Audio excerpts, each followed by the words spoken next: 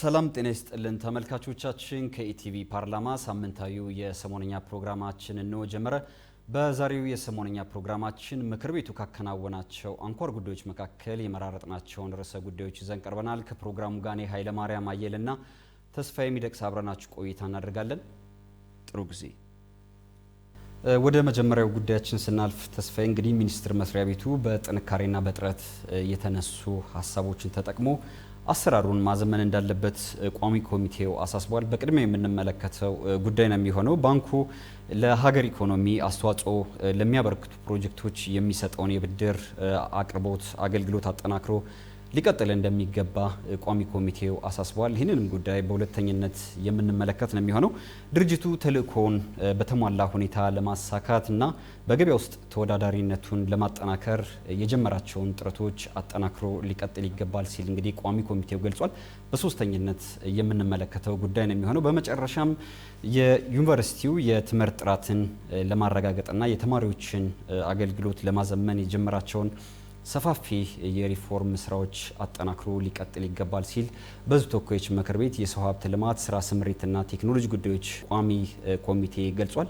ወደ መጀመሪያው ጉዳያችን ስናልፍ ተስፋዬ እንግዲህ ሚኒስቴር መስሪያ ቤቱ በጥንካሬና በጥረት የተነሱ ሀሳቦችን ተጠቅሞ አሰራሩን ማዘመን እንዳለበት ቋሚ ኮሚቴው አሳስቧል። የሕዝብ ተወካዮች ምክር ቤት ባካሄደው 19ኛ መደበኛ ስብሰባው የውሃና ኢነርጂ ሚኒስቴርን የ9 ወራት እቅድ አፈጻጸም ሪፖርት አድምጧል። የውሃ መስኖ ቆላማ አካባቢና የአካባቢ ልማት ጉዳዮች ቋሚ ኮሚቴ ለሚኒስቴር መስሪያ ቤቱ በሰጠው ግብረ መልስም እንግዲህ በጥንካሬና በጥረት የተነሱ ነጥቦችን ተጠቅሞ አሰራሩን ማዘመን እንዳለበት ቋሚ ኮሚቴው አሳስቧል። የቋሚ ኮሚቴው ሰብሳቢ የተከበሩ ወይዘሪት ፈቲያ አህመድ እንግዲህ በንጹህ መጠጥ ውሃ በሳኒቴሽን ወይም ደግሞ በንጽህና አጠባበቅ በኃይል አቅርቦት ወይም ደግሞ በኢነርጂ ዘርፍ የተመዘገቡ ውጤቶች አበረታች መሆናቸውን ገልጸዋል። በተለይም የውሃና ኢነርጂ ሚኒስቴር እንግዲህ በዚህ በሪፖርቱ ላይ ካነሳቸው በርካታ ሀሳቦች በመነሳት ቋሚ ኮሚቴው በጥንካሬ ያነሳቸው በርካታ ጉዳዮች አሉ። የመጀመሪያው በከተማና በገጠር የንጹህ መጠጥ ውሃ ተጠቃሚዎች ቁጥር መጨመሩ እንደ አንድ ጥንካሬ የተነሳበት ነው። በተጨማሪም በተለይም የውሃ አቅርቦትን ለማስፋት ተደራሽነትን ለማስፋት የተከናወኑ ተግባራት ሚኒስቴር መስሪያ ቤቱ እቅድ በላይ መፈጸሙን ነው የገለጹት። ሌላው የኤሌክትሪክ ኃይል በማይደርስባቸው አካባቢዎች የፀሐይ ኃይል ወይም ደግሞ የሶላር ኢነርጂን ሽፋን እያሳደገ መምጣቱ በጥንካሬ የተነሳለት ጉዳይ ነው። ሌላው የድንበር ተሻጋሪ ወንዞች ክትትል ሽፋንም ማደጉንና በጥንካሬ የሚነሳ መሆኑን የገለጹበት ሁኔታ አለ። በተለይም ደግሞ በጥንካሬ የተነሱ ጉዳዮች እንዳሉ ሁሉ በጥረት የተነሱ ጉዳዮችም አሉ። የአንዳንድ ከተሞች የንጹህ መጠጥ ውሃ ፕሮጀክት አፈጻጸም አንዳንዶቹ ዝቅ ያሉበት ሁኔታ አለ። ሌላው ደግሞ ድርቅ በሚከሰትባቸው አካባቢዎች እየተሰሩ ያሉ ስራዎች አፈጻጸማቸው አነስተኛ እንደሆነ ነው የገለጹት። በተጨማሪም የፍሳሽ ቆሻሻ ማስወገጃ ፕሮጀክቶች አፈጻጸማቸው ዝቅ ያለበት ሁኔታ እንዳለ ቋሚ ኮሚቴው በጥረት የገመገማቸው ጉዳዮች ናቸው። የተከበሩ ፈቲያ አህመድ እንግዲህ ቋሚ ኮሚቴው በጥንካሬና በጥረት ያነሳቸውን ጉዳዮች በመጠቀም ሚኒስቴር መስሪያ ቤቱ በቀጣይ እንግዲህ አሰራሩን ማዘመን እንደሚገባ ነው ያሳሰቡት። እንግዲህ በዚህ የውሃና ኢነርጂ ሚኒስቴር የ9 ወራት እቅድ አፈጻጸም ላይ የውሃና ኢነርጂ ሚኒስቴር የሆኑት ኢንጂነር ዶክተር ሀብታሙ ይተፋ ከምክር ቤት አባላትና እንዲሁም ከቋሚ ኮሚቴው ለተነሱላቸው ጥያቄዎች ምላሽና ማብራሪያዎችን የሰጡበት መድረክ ጭምር ነበርና በዚህ መድረክ ላይ ከተነሱ ጥያቄዎች መካከል ከንጹህ መጠጥ ውሃ ጋር በተያያዘ ነው። የዚህ የንጹህ መጠጥ ውሃ አቅርቦትን በተሻለ መንገድ ለህብረተሰቡ ተደራሽ ለማድረግ በርካታ ስራዎች የተሰሩ መሆናቸውን በዚህ ስራዎችም ከጊዜ ወደ ጊዜ ውጤታማ የሆኑ ለውጦች እየመጡበት መሆኑና ንጹህ የመጠጥ ውሃ አቅርቦትን ለህብረተሰቡ ተደራሽ ለማድረግ በርካታ ስራዎች መሰራታቸውን ጠቁመዋል። ይህንም አስረድተውበታል። ሌላው እንግዲህ ከንጹህ መጠጥ ውሃ አቅርቦት ችግር ለመፍታት ሚኒስቴር መስሪያ ቤቱ ከምንም ጊዜም በላይ ልዩ ትኩረት በመስጠት በሰራቸው ስራዎች በርካታ የህብረተሰብ ክፍሎችን የንጹህ መጠጥ ውሃ አቅርቦት ተደራሽነትን ለማዳረስ መቻሉን ጠቁመውበታል። ሌላው ሚኒስቴር መስሪያ ቤቱ በተያዘው በጀት ዓመት በዚህ 9 ወራት እቅድ አፈጻጸሙ ላይ በአንዳንድ አካባቢዎች የሚስተዋሉ የኤሌክትሪክ ኃይል መቆራረጥ ችግሮችና የተደራሽነት መጠኖች ውስንነትን ተደራሽ ለማድረግና የመቆራረጥ መጠንን ደግሞ በተሻለ መንገድ ለማስተካከል የሚያስችሉ በርካታ ስራዎች መሰራታቸውን በተመሳሳይ ጠቁሙበታል። ይህንንም ችግር ለመፍታት ሚኒስቴር መስሪያ ቤቱ እየሰራቸው ያሉ ስራዎች ቀላል እንዳልሆኑ አንስተው አስረድቷል። ከዚህ ጋር በተያያዘ አንድ ቻሌንጅ የሆነ ወይ ደግሞ የውሃና ኢነርጂ ሚኒስቴር በሚሰራቸው ስራዎች ላይ እንደ ተግዳሮት የተቀመጠው ከኤሌክትሪክ አቅርቦት ጋር በተያያዘ በኤሌክትሪክ መሰረተ ልማቶች ላይ የሚፈጸሙ ምዝበራዎችና የነዚህ የመሰረተ ልማት ስርቆቶች ተግዳሮት መሆናቸውን ጠቁሞበታል። ከዚህ ጋር በተያያዘ እንግዲህ ህብረተሰቡ የኤሌክትሪክ አገልግሎት የሚያገኝበት መንገዶች በአጠቃላይ በመሰረተ ልማቶች ላይ መሰረት አድርገው የሚጓዝ ኃይል እንደመሆኑ መጠን ይህን የመሰረተ ኃይል ደግሞ መጠበቅ የህብረተሰቡ ኃላፊነት ነው። ስለዚህ ከህገወጥ መዝባሪዎችና የዚህ መሰረተ ልማት ስርቆት የሚደረጉትን ተግዳሮት ሆነው የቀረቡት የውሃና ኢነርጂ የአፈጻጸም ጉድለቶች ሆነው ወይ ደግሞ ይህን ኤሌክትሪክ ኃይል ተደራሽ ለማድረግ እንደ ክፍተት እያጋጠሙ ያሉት ህብረተሰቡ የኔነት ስሜትን ተላብሶ ከዚህ በፊት እንደሚያደርገው እነዚህን የጋራ ሀብቶች የሀገር ሀብቶች የመጠበቅ ኃላፊነት ላይ በቆራጥነት ህብረተሰቡ በጋራ ሊሰራበት ይገባል የሚል ሀሳብ ተነስቶበታል። ሌላው እንግዲህ በስብሰባ ላይ የቋሚ ኮሚቴው አባላትና የምክር ቤት አባላት የነበረው የ9 ወር እቅድ አፈጻጸም የሚኒስቴር መስሪያ ቤቱ በጣም ጥሩ እንደሆነ አንስቶበታል። ከዚህ ጋር በተያያዘ እንዲሁም በንጹህ መጠጥ ውሃ አቅርቦት ላይ እና በኢነርጂ አቅርቦት ላይ ተደራሽነትን ለማረጋገጥ ከምን ጊዜም በላይ የተሰሩ ስራዎች በርካታና አበረታች ናቸው። ይህንንም ሚኒስቴር መስሪያ ቤቱ አጠናክሮ ሊሄድበት እንደሚገባ አባላቶች አንስተውበታል። ሌላው ከቋሚ ኮሚቴና ከምክር ቤት አባላት ለተነሱላቸው ጥያቄዎች ላይ ማብራሪያ እንዲሰጡ ከተጠየቁባቸው ነጥቦች ላይ የምናነሳው እንግዲህ ደግሞ ምንድነው ለንጹህ መጠጥ ውሃ ተደራሽነትና አልፎ አልፎ ደግሞ እንቅፋት የሚሆኑትን ስራዎችን በጥናትና ምርምር ለመሸፈን እንዲያስችል በሚሰሩ ፕሮጀክቶች ላይ የጥናትና የዲዛይን ስራዎችን ጥራት መጓደል ላይ አሁንም ሚኒስቴር መስሪያ ቤት ትኩረት አድርጎ ሊሰራባቸው ይገባል። ዘላቂ መፍትሄ ሊሰጣቸው ይገባል። የሚሰሩ ፕሮጀክቶች በዋናነት ጥናትና ዲዛይን ስራቸው ላይ በትክክል ሊፈተሹ ይገባል። ያንን መፈተሽ መቻሉ በርካታ ጥቅሞች ይኖሩታል። እንደ ሀገር የሚፈሰው ሀብት በዋናነት ያ ፕሮጀክት ከተሰራ በኋላ ለአገልግሎት ተደራሽ በሚሆንበት ሰዓት ህብረተሰቡ እንዲጠቀምበት ለማስቻል ዘላቂ በሆነ ጊዜም ወይም ለረጅም ጊዜም የውሃና ኢነርጂ ፕሮጀክቶች ወደ ውጤታማነት እንዲተረጎሙ የጥናትና የዲዛይን ስራቸው ላይ ሚኒስቴር መስሪያ ቤቱ ተገቢውን ክትትልና ቁጥጥር ሊያደርግባቸው እንደሚገባ የተነሱ ሀሳቦች እናገኛለን። እዚህ ጋም ደግሞ የተሰሩ ተግባራት እንዲብራሩም ቋሚ ኮሚቴውና የምክር ቤት አባላት ጥያቄዎችን አንሷል። ከዚህ ጋር በተያያዘ የሚኒስቴር መስሪያ ቤቱ የሰጧቸው ምላሾች አሉ። የሚኒስቴር መስሪያ ቤቱ ሚኒስትር የሆኑት ኢንጂነር ዶክተር ሀብታሙ ኢተፋ በስምጥ ሸለቆ አካባቢና በስምጥ ሸለቆ አካባቢ በፍሎራይድ የበለጸገ የውሃ መጠን መኖርና በደቡብ ምዕራብ ኢትዮጵያ ክልል ደግሞ የሚታየውን የአይረን ይዘት ከፍተኛ የሆነባቸውን ውሃዎች ለመጠጥነት ለማቅረብ ምን ምን ስራዎች እየተሰሩ ነው የሚለው ለተነሳላቸው ጥያቄዎች ምላሾችን ሰጥተዋል። እንግዲህ ክቡር ኢንጂነር ዶክተሩ ያነሱት ምላሽ ምንድነው? በእነዚህ በፍሎራይድ እና የአይረን ችግሮች ወይም ደግሞ መጠን የበዛባቸውን ውሃዎች ለንጹህ የመጠጥ ውሃ ከማቅረብ በፊት አስፈላጊውን የተለያዩ ቴክኖሎጂዎች በመጠቀም ንጹህ የመጠጥ ውሃን ለማቅረብ በርካታ ስራዎች እየተሰሩ መሆኑን ጠቁሟል። እንግዲህ ኃይሌ እንደምታውቀው በስምጥ ሸለቆ አካባቢ የሚገኙ የውሃ አካላትና በደቡብ ምዕራብ ኢትዮጵያ የሚገኙ የውሃ አካላት ላይ በስምጥ ሸለቆ አካባቢ የሚገኙት የፍሎራይድ ይዘታቸው በጣም በርካታ ነው። በተመሳሳይ ደቡብ ምዕራብ ኢትዮጵያ የሚገኙ ደግሞ የአይረን ይዘታቸው ከፍተኛ የሆነ የውሃ አካላት አሉና እነዚህ አካላት ለመጠጥ ውሃ ከመቅረባቸው በፊት በቂ የሆነ ለመጠጥ ውሃ እንዲደርሱ የሚያስችል የተለያዩ ቴክኖሎጂዎችን በመጠቀም የአይረን መጠናቸውና የፍሎራይድ መጠናቸውን የመቀነስና ለሰው ልጅ ተገቢ በሆነ ደረጃ ላይ እንዲደርሱ በርካታ ስራዎች እየተሰሩ መሆናቸውን ክቡር ሚኒስቴሩ ለምክር ቤቱ ያስረዱበትን መድረክ ጭምር ነው የምናገኘው። ወደ ሁለተኛው ጉዳያችን ስናልፍ እንግዲህ ባንኩ ለሀገር ኢኮኖሚ አስተዋጽኦ ለሚያበረክቱ ፕሮጀክቶች የሚሰጠውን የብድር አቅርቦት አገልግሎት አጠናክሮ ሊያስቀጥል እንደሚገባ ቋሚ ኮሚቴው ገልጿል። በሕዝብ ተወካዮች ምክር ቤት የመንግስት ልማት ድርጅቶች ጉዳዮች ቋሚ ኮሚቴ የልማት ባንክን የ2018 በጀት ዓመት የ9 ወራት እቅድ አፈጻጸም ገምግሟል። በዚህም እንግዲህ ባንኩ ለሀገር ኢኮኖሚ አስተዋጽኦ ለሚያበረክቱ ፕሮጀክቶች የሚሰጠውን የብድር አቅርቦት አገልግሎት አጠናክሮ ሊቀጥል እንደሚገባ ነው የገለጸው። የቋሚ ኮሚቴው ሰብሳቢ የተከበሩ አቶ መለሰ መና እንግዲህ ለሀገሪቱ የኢኮኖሚ የጀርባ አጥንት ከመሆኑም ባሻገር በተለይም ባንኩ የሚሰጣቸው ብድሮች በተለያዩ አካባቢዎች ልማትን እንደሚያነቃቃ የገለጹበት ሁኔታ አለ። ባንኩም ደግሞ የሀገሪቱን እድገት በማፋጠን በኩል የራሱን ትልቅ አሻራ ያኖረ ባንክ ነው ሲሉ ነው እንግዲህ የገለጹት። እንደ መንግስት በተለየ ሁኔታ ትኩረት የሰጠባቸው በርካታ ዘርፎች አሉ። ግብርናውን ማንሳት እንችላለን። በአምራች ኢንዱስትሪ ወይም ደግሞ በማኑፋክቸሪንግ፣ በማዕድን፣ በቱሪዝምና በሌሎች ዘርፎች ለተሰማሩ ባለሀብቶች የብድር አቅርቦትን ተደራሽ በማድረግ ረገድ በተለይ በእነዚህ ዘርፎች ትኩረት አድርጎ በቀጣይ ሊሰራ እንደሚገባ ነው እንግዲህ የቋሚ ኮሚቴው ሰብሳቢ የተከበሩ አቶ መለሰ መና የገለጹት።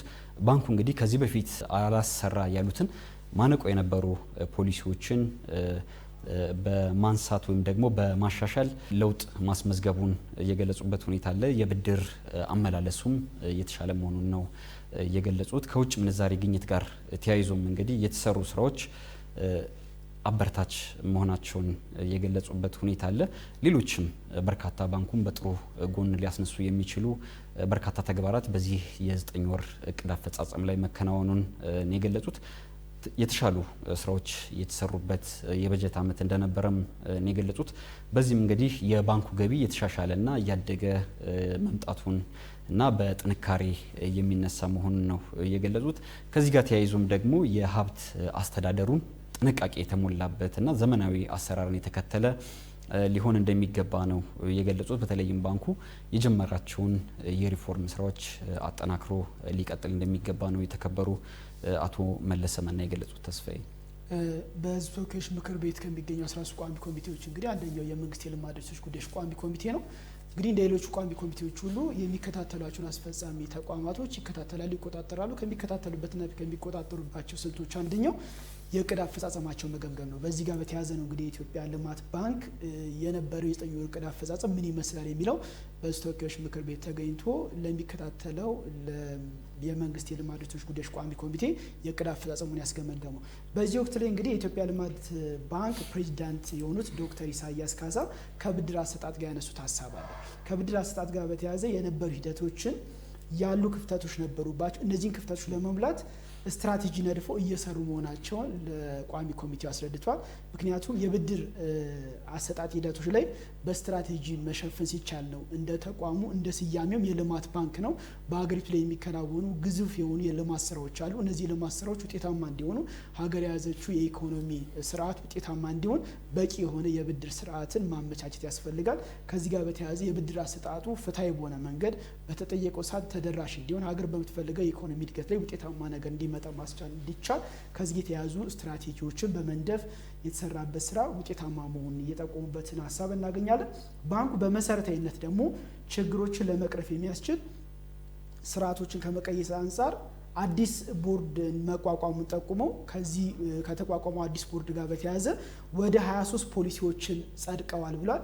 እነዚህ የጸደቁ 23 አዳዲስ ፖሊሲዎች የተለየ ክትትል በማድረግ የልማት አጋሮች እና ቋሚ የሆኑ ፈንዶችን ሞቢላይዝ ለማድረግ ከፍተኛው የሆነ እድል መፍጠሩን ጠቁሟል። ምክንያቱም በዋናነት የትኛውም ተቋም አሰራሩ ጤናማ ሲሆን የሚፈለገውን ግብ ማሳካት ይቻላልና የኢትዮጵያ ልማት ባንክም በዋናነት ከፖሊሲ አንጻር የነበረባቸውን ክፍተቶች በአዲስ የቦርድ አመራሮች ጋር በማዋቀር ፖሊሲዎችን በማዘጋጅ እነዛ ፖሊሲዎች በማጸደቅና የሚፈለገውን የልማት አጋሮች ከልማት አጋሮች ጋር ተቀናጅቶ ለመስራትና ቋሚ ፈንዶችን በዘላቂነት ለማግኘት የሚያስችሉ ስርዓቶችን ከማቋቋምና ከመስራት ጋር በተያያዘ ውጤታማ ስራዎች እየተሰሩበት መሆኑ ባለፉት 9 ወር ጠቁመውበታል። ሌላው እንግዲህ ያነሱት የኢትዮጵያ ልማት ባንክ ምክትል ፕሬዚዳንት የሆኑት አቶ ጌታቸው በላይ ናቸው። እንግዲህ ፕሬዚዳንቱ አቶ ጌታቸው በላይ በበኩላቸው ያነሱት ሀሳብ ምንድነው?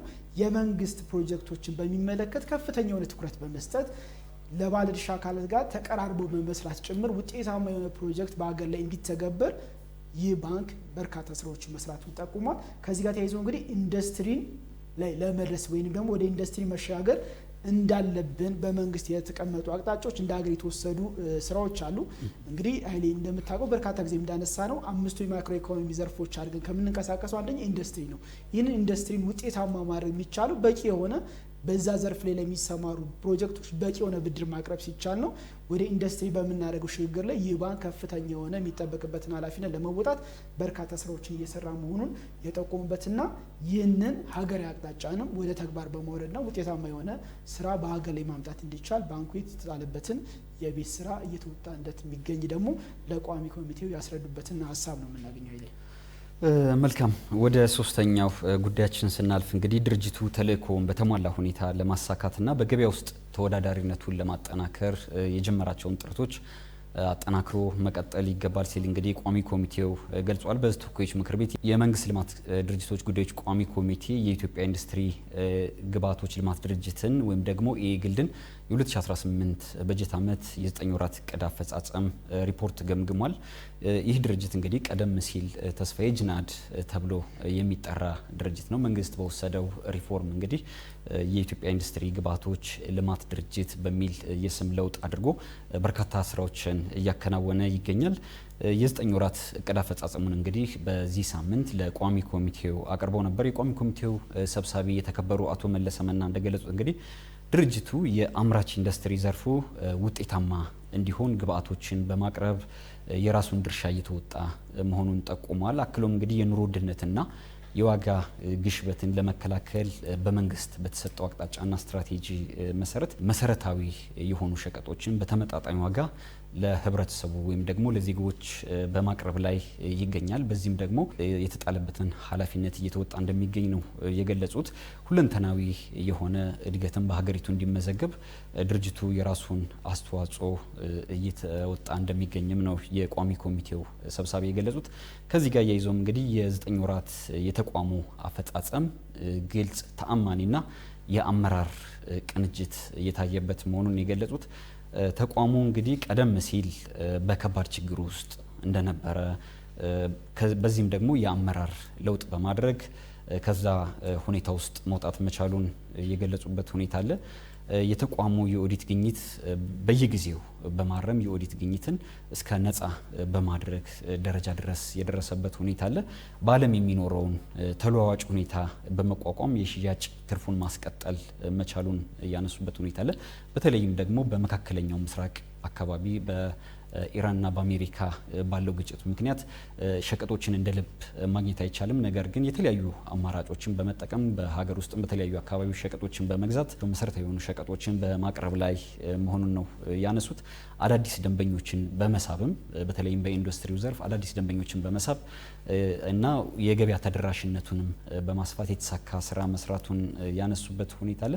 በተጨማሪም ይሄ ድርጅት እንግዲህ ጅናድ ተብሎ ቀደም ሲል ጅናድ ተብሎ የሚጠራው ድርጅት ከዚህ በፊትም ምርቶቹን ለአገልግሎት ተጠቃሚውም ደግሞ ለሸማቹ ህብረተሰብ በሚዲያ በማድረስ ሸማቹ ህብረተሰብ ምርቱን እንዲገዛ ያደርግ ነበር። አሁንም ደግሞ ያንን በማስቀጠል በመገናኛ ብዙሃን በተለያዩ መገናኛ ብዙሃን ተደራሽነቱን የገበያ ተደራሽነቱን ለማስፋት የተለያዩ ማስታወቂያ ስራዎችን መስራቱ እንደ ጥንካሬ የሚነሱለት መሆኑን ነው ያነሱት። ሌላው በግዢና በሽያጭ ሂደቶች ጥራትን ከማረጋገጥ አንጻር የተለያዩ የጥራት ስራዎችን መስራቱን የገለጹበት ሁኔታ አለ።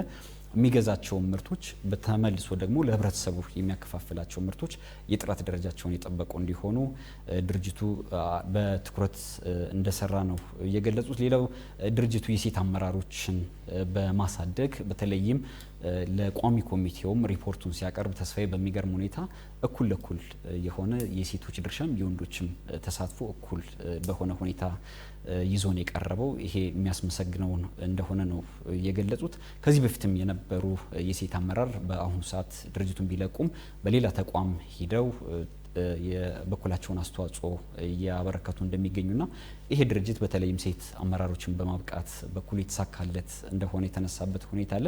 ይህንንም አጠናክሮ ሊቀጥል እንደሚገባ ነው ያነሱት። በተጨማሪም እንግዲህ የአይኤስኦ 9001/2015 የጥራት አስተዳደር ስርዓትን ለመተግበር የተለያዩ ዝግጅቶችን እያደረገ እንደሚገኝ ነው የገለጹት። ከዚህ ጋር የተጀመሩ ስራዎች ተጠናክረው ሊቀጥሉ እንደሚገባ ነው የተከበሩ አቶ መለሰ መና የገለጹት። ድርጅቱ በቀጣይ እንግዲህ የሀብት አስተዳደሩን ማሻሻል እንደሚጠበቅበት አንስተዋል። የቅርንጫፍ ቢሮዎችን ማዘመን ላይም በትኩረት ሊሰራ እንደሚገባ ነው የገለጹት። በተለይም እንግዲህ ጅናድ በሚለው ስሙ በምናውቅበት ጊዜ በተለይ በመላ ኢትዮጵያ ከ80 በላይ የሚሆኑ ቅርንጫፍ መስሪያ ቤቶች አሉትና ይሄ ተቋም እነዚህ የያዛቸው ቅርንጫፍ መስሪያ ቤቶቹ በተለምዶ አይን ብለን ልንጠራቸው የምንችላቸው ወይም ደግሞ ሴንተር ኤሪያ ላይ ነው የሚኖሩና ከኮሪደር ልማቱ ጋር አጣጥሞ ቢሮዎቹን መገንባት፣ ማነጽ፣ ማሳመርና ማስዋብ እንደሚኖርበት የሚያነሱበት ሁኔታ አለ። በተለይም ደግሞ እነዚህ ቅርንጫፍ መስሪያ ቤቶቹም በቀጣይ በተለያዩ ጊዜያቶች እንግዲህ የህዝብ ቁጥር የሚጨምርበት ሁኔታ ሊኖር ይችላል። የቦታ ፍላጎቱ ያድጋልና እነዚህን ቅርንጫፍ መስሪያ ቤቶቹን በጥንቃቄ በመያዝ በማሳመር በማስዋብ ይህንን ቅርንጫፍ መስሪያ ቤቶቹን ማስቀጠል እንደሚኖርበት የሚያነሱበት ሁኔታ አለ። ሌላው የዲጂታል ስርዓትን መተግበር እንደሚኖርበትና ከዲጂታላይዜሽን ጋር ተያይዞ የተጀመሩ ስራዎችን ማጠናከር እንደሚገባ ያነሱበት ሁኔታ አለ። ተስፋዬ እዚህ የነበረው የእቅድ አፈጻጸም ግምገማ ላይ የቋሚ ኮሚቴ ምክትል ሰብሳቢ የሆኑት የተከበሩ ዶክተር ኢንጂነር ስለሺ ኮሬ ያነሱትን ሀሳብ ደግሞ እናገኛለን። ዶክተር ኢንጂነር ስለሺ ኮሬ ተቋሙ ከቋሚ ኮሚቴ ጋር በይበልጥ ተጠናክሮና ተናቦ የሚሰራበት ስራ ቀላል እንዳልሆነ ጠቁሟል። ይህንም የሚበረታታና ተቋሙ ለውጥን መሰረት ያደረገ ሀገር የሚጠብቅበትን ኃላፊነት ለመወጣት የሚያደርጋቸው ጥረቶች በቀላሉ የሚታዩ አይደሉም። እዚህ ላይ የሚሰራቸው ስራዎች ችግሮችን በጥናት ለመፍታት የሚያደርግባቸው ሂደቶች በዘላቂነትና በአስተማማኝ መልኩ ስራዎችን በውጤታማነት ለመተርጎም የሚሄድባቸው መንገዶች ላይ እንዲሁም በፖሊሲ ጥናት ኢንስቲትዩት ያስጠናቸውን ጥናቶች ደግሞ ጥሩ መሆናቸውን በመጠቆም እነዚህን ጥናቶች ደግሞ ወደ ተግባር በመቀየር ረገድ ላይ አሁንም ወደ ስራ እንዲተረጎም የቤት ስራ የሰጡበትን አውድ እናገኛለን።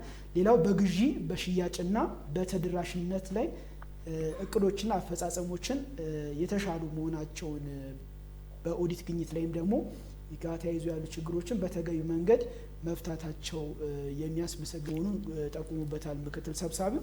ሌላው ተቋሙን ለመለወጥና ሀብት ለማፍራት የሚያደርጉት ጥረቶችም አበረታች ናቸው። ይህንንም አጠናክሮ መቀጠል እንደሚገባ ለዚሁ ተቋም የተሰጠበት ነው። እንግዲህ በቀጣይ ደግሞ እነዚህ አፈጻጸሞች እንዳሉ ሆነው ተቋሙ ሊሰራቸው የሚገቡ የቤት ስራዎችን በቋሚ ኮሚቴ የተሰጠበትን ሀሳብ እናገኛለን። ቀዳሚ እንግዲህ በቀጣይ ድርጅቱ ይዞታን ከማስከበር ጋር በተያያዘ እንዲሁም የኢንዱስትሪ ጨው ግብዓት አቅርቦት አማራጮችን ማስፋትና ላይ ትኩረት ሊያደርግ እንደሚገባ ጠቁሙበታል። ምክንያቱም የሚያቀርባቸው ግብዓቶች በበቂ ለሚፈለገው የኢንዱስትሪ ዘርፍ ላይ ውጤታማ በሆነ መንገድ ተደራሽ ለማድረግ በተለይ ከኢንዱስትሪ ጨው ግብዓት ጋር በተያያዘ ያሉትን የቤት ስራዎችን ለቀጣይ እንዲወጣ ጠቁሙበት። ስያሜም እንደሚጠቁመው ሀገር በሚመጥን ደረጃ የተቀመረ ነው። በዛ ልክ እንግዲህ ውጤታማ የሆኑ ስራዎች እንዲሰራ የሚጠበቅበትን የቤት ስራ እንዲወጣ የሚጀምራቸው ስራዎችን አጠናክሮ እንደሚሰራ የድርጅቱ ተጠባባቂ ዋና ስራ አስፈጻሚ የሆኑት ክቡር አቶ ዳዊት አዳኔ ያነሱትን ሀሳብ እናገኛለን። ድርጅቱ ብቃት ባለ የሰው ኃይል ማደራጀት የመጀመሪያ የቤት ስራ በማድረግ እሱም በወስዶ በመስራት በቂ በሆነ የሰው ኃይል ማደራጀታቸውን አንስተውበታል። ሌላው እንግዲህ ድርጅቱ በቴክኖሎጂ የተደገፈ የአሰራር ስርዓትና ጠንካራ የአቅርቦትና የግብይት ሰንሰለትን በመገንባት ረገድም ውጤታማ የሆኑ ስራዎችን ባለፉት 9 ወራት ማከናወኑን የጠቆሙበት። ሌላው እንግዲህ ጥራታቸውን የጠበቁ የኢንዱስትሪ ግብዓቶችን በማቅረብና ያቀረቡትን ደግሞ በወቅቱ ተደራሽ ከማድረግ ጋር በተያያዘ የኢንዱስትሪ ግብዓቶችን በማልማትና በማቅረብ እንዲሁም የተመረጡ ኢንዱስትሪ ግብዓት ውጤቶችን ለተጠቃሚዎች በማድረስ ረገድ የማኑፋክቸሪንግ ዘርፉን ውጤታማነት እንዲጨምር የራሳቸውን የተቋም ኃላፊነታቸውን እየተወጡ መሆናቸውን ጠቁሙበታል። ሌላው እንግዲህ የገበያ መረጋጋት እንዲፈጠርም ትልቅ ድርሻ ካላቸው ተቋማት አንደኛው የኢትዮጵያ ኢንዱስትሪ ግብዓት ልማት ድርጅት ትልቅ የሆነ ኃላፊነት ከሚሰጠው ተቋም ውስጥ ነው። እንግዲህ በተያዘው በጀት ዓመት በ2018 በጀት ዓመት የ9 ወራት እቅድ አፈጻጸሙ በኢንዱስትሪ ግብዓትና ውጤት ግዢና ሽያጭ ላይ ውጤታማ የሆነ ስራ መሰራቱን የተጠቆመበት መድረክ ነው። እንግዲህ ከዚህ ጋር በተያያዘ በዚህ በጀት ዓመት 580 ሚሊዮን ብር የተጣራ ትርፍ ማግኘቱን ለቋሚ ኮሚቴው ድርጅቱ ተጠባባቂ ዋና ስራ አስፈጻሚ የሆኑት ክቡር ስያሜም እንደሚጠቁመው ሀገር በሚመጥን ደረጃ የተቀመረ ነው። በዛ ልክ እንግዲህ ውጤታማ የሆኑ ስራዎች እንዲሰራ የሚጠበቅበትን የቤት ስራ እንዲወጣ የሚጀምራቸው ስራዎችን አጠናክሮ እንደሚሰራ የድርጅቱ ተጠባባቂ ዋና ስራ አስፈጻሚ የሆኑት ክቡር አቶ ዳዊት አዳኔ ያነሱትን ሀሳብ እናገኛለን። ድርጅቱ ብቃት ባለ የሰው ኃይል ማደራጀት የመጀመሪያ የቤት ስራ በማድረግ እሱም በወስዶ በመስራት በቂ በሆነ የሰው ኃይል ማደራጀታቸውን አንስተውበታል። ሌላው እንግዲህ ድርጅቱ በቴክኖሎጂ የተደገፈ የአሰራር ስርዓትና ጠንካራ የአቅርቦትና የግብይት ሰንሰለትን በመገንባት ረገድም ውጤታማ የሆኑ ስራዎችን ባለፉት 9 ወራት ማከናወኑን የጠቆሙበትን ሀሳብ እናገኛለን። ሌላው እንግዲህ ጥራታቸውን የጠበቁ የኢንዱስትሪ ግብዓቶችን በማቅረብና ያቀረቡትን ደግሞ በወቅቱ ተደራሽ ከማድረግ ጋር በተያያዘ የማልማትና የነዚህ የኢንዱስትሪ ግብዓቶች በማልማትና በማቅረብ እንዲሁም የተመረጡ ኢንዱስትሪ ግብዓት ውጤቶችን ለተጠቃሚዎች በማድረስ ረገድ የማኑፋክቸሪንግ ዘርፉን ውጤታማነት እንዲጨምር የራሳቸውን የተቋም ኃላፊነታቸውን እየተወጡ መሆናቸውን ጠቁሙበታል። ሌላው እንግዲህ የገበያ መረጋጋት እንዲፈጠርም ትልቅ ድርሻ ካላቸው ተቋማት አንደኛው የኢትዮጵያ ኢንዱስትሪ ግብዓት ልማት ድርጅት ትልቅ የሆነ ኃላፊነት ከሚሰጠው ተቋም ውስጥ ነው። እንግዲህ በተያያዘው በጀት ዓመት በ2018 በጀት ዓመት የ9 ወራት እቅድ አፈጻጸሙ በኢንዱስትሪ ግብዓትና ውጤት ግዢና ሽያጭ ላይ ውጤታማ የሆነ ስራ መሰራቱን የተጠቆሙበት መድረክ ነው። እንግዲህ ከዚህ ጋር በተያያዘ በዚህ በጀት ዓመት 580 ሚሊዮን ብር የተጣራ ትርፍ ማግኘቱን ለቋሚ ኮሚቴው የድርጅቱ ተጠባባቂ ዋና ስራ አስፈጻሚ የሆኑት ክቡር አቶ ዳዊት አዳነ አስረድተዋል። እንግዲህ ይሄኛውን ስናይ ምንድነው በቀጣይ የሚሰሩ የቤት ስራዎች አሉ፣ የሚጠብቁ የቤት ስራዎች አሉ። ነገር ግን በተቋቋመበት ዓላማ ላይ ውጤታማ የሆኑ ስራዎችን ለመስራት ያቀደውን እቅድ ወደ መሬት በመተግበርና ተጨባጭ በሆነ ስራ በመተርጎምና ኢንዱስትሪውን በማገዝ በዛም ልክ ደግሞ የሚጠበቁትን ግብዓቶች በማቅረብና በሴክተሩ ላይ ውጤታማ ስራ ከመስራት አንፃር ውጤታማ የሆነ በጀት ዓመት እየተከናወነ እንደሆነ በ9 ወር እቅድ አፈጻጸማቸው ላይ ለቋሚ ኮሚቴው አቅርበዋል።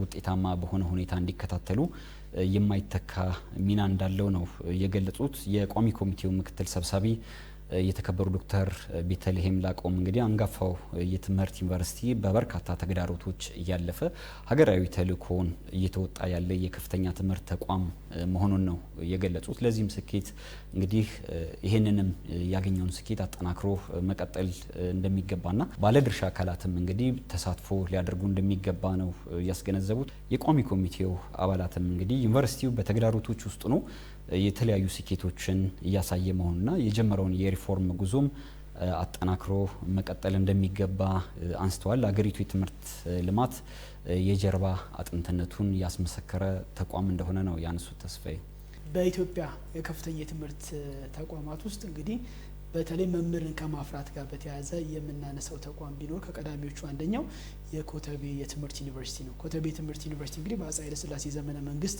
ከተቋቋሙ ከፍተኛ የትምህርት ተቋማቶች ውስጥ አንደኛው ነው። ይህ ከፍተኛ የትምህርት ተቋም እንግዲህ ለሚከታተል ቋሚ ኮሚቴ በርካታ የሆኑ ስራዎችን ባለፉት 9 ወራት እንደሰራ ያሳየበትና ይህን ደግሞ በመስክ ምልከታ የተረጋገጠበትን አውድ ነው የምናየው። ከዚህ ጋር በተያያዘ እንግዲህ በግቢ ውስጥ ለሚገኙ ታዳጊ ሁለተኛ ደረጃ ትምህርት ቤት ተማሪዎች ተቋሙ ምን እያደረገ እንደሚገኝ ወይም ዩኒቨርሲቲ ምን እያደረገ እንደሚገኝ ያስረዱበትን አውድ እናገኛለን። በዚህ ላይ እንግዲህ ከዚህ እንደምናውቀው እንደ ትምህርት ዩኒቨርሲቲነቱ መምህራንን ነበር የሚያበቃው። መምህራንን ያበቃል። በተለያዩ መስኮች ላይ በናቹራል ሳይንስና በሶሻል ሳይንስም የትምህርት መስኮች ላይ መምህራንን የሚያፈራና በርካታ ትውልድን እንዲቀርጹ የሚያደርግ ተቋም ነበረ። ከዛ በተጨማሪ ግን አሁን ግን ወረድ ብሎ ከታችኛው ወይ ደግሞ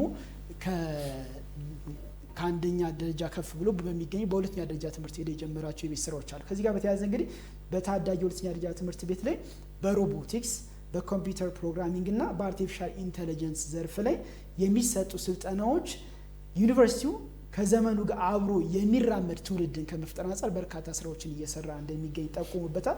እንግዲህ የምናፈራቸው ተማሪዎች በዋናነት ነገ ዓለምን የሚመጥኑ ሀገርን የሚመጥኑ ነገ ከሚፈጠረ ዓለም ጋር የሚናበብ ስርዓትን ተከትለው ሊሄዱ የሚችሉ ዓለምን የሚገዳደርና ሀሳብ ማፍለቅ የሚችል ያን ሀሳብ ደግሞ ወደ ተግባር ለመቀየር የማይቸገር ትውልድን ከማፍራት ረገድ አንጻር አሁን ዩኒቨርሲቲው ለነዚህ ለሁለተኛ ደረጃ ትምህርት ቤት በግቢ ውስጥ ለሚገኙ ሁለተኛ ደረጃ ተማሪዎች በሮቦቲክስ፣ በኮምፒውተር ሳይንስ እና በኤአይ ላይ የሚሰጣቸው ስልጠናዎች በቂ የሆነ ትውልድን ከማፍራት አንጻር በቴክኖሎጂ ላይ የበለጸገ ትውልድን ከማፍራት አንጻር የመፍጠር አቅሙ ከፍ ያለ ትውልድን ከማፍራት አንጻር በርካታ ስራዎች እየሰራ እንደሆነ ጠቁሙበታል። እንግዲህ ወደ ኋላ ትንሽ መለስ ብለን ሀሳቦችን ብናነሳ ክቡር ጠቅላይ ሚኒስቴር በአፍሪካ ቀዳሚ የሆነ የኤአይ ዩኒቨርሲቲ የተገነባ መሆኑን ጠቁመዋል። እንግዲህ እነዚህን ተማሪዎች በዚህ ልክ እያበቁ መሄድ ነገ ለምንፈልጋት ኢትዮጵያ የምንፈልገውን ትውልድ ከማፍራት አንጻር ውጤታማ የሆነ ስራ እየተሰራበትና ይህ ጅምር ደግሞ ተጠናክሮ መቀጠል እንዳለበት የሚጠበቅ ነው።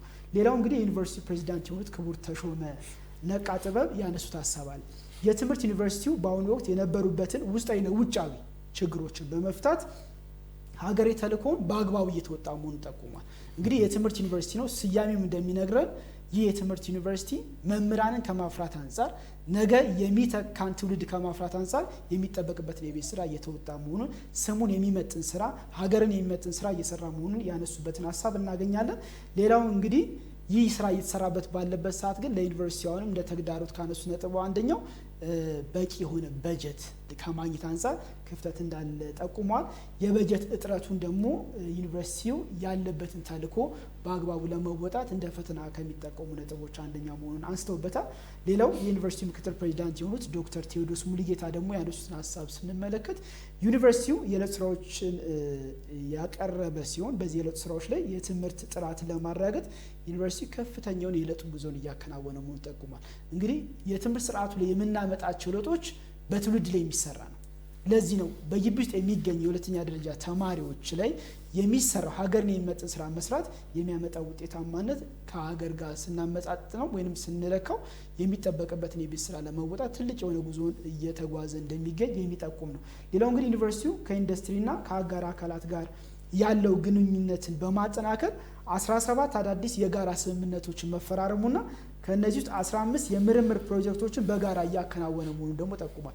እንግዲህ 17 አጋርነቶችን ተፈራርሞ 15 የምርምር ፕሮጀክቶችን በጋራ እያከናወነ የሚገኝ ተቋም ሲሆን ይህ ተቋም እንግዲህ 15 ምርምሮችን መስራት ቀላል አይደለም። የሚያመጣውን ኢምፕሊኬሽን ወይም ትርጉም የሚያመጣውን ተጨባጭ ውጤት ደግሞ ስንመዝነው እውነትም ሀገር በትምህርት ሴክተሩ ላይ ወይንም በዚህ በትምህርት ዩኒቨርሲቲ ላይ የሚጠበቅበትን ውጤታማነት ለማረጋገጥ ትልቅ የሆነ ውጤት እንደሚያመጣ ጠቁሟል።